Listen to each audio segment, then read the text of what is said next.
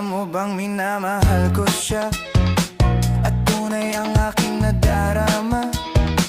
Kahit ako'y nagmumukhang tanga, ay ayos lang basta kasama siya. Kahit sabihin pa ng iba, nababaliw na akong talaga. Kahit mayroong ibang nagcha-cha-cha, nagrurumba, nagsasalsa, pwedeng sabihin nyo to sa kanya. Ang puso ko'y nahihirapan na.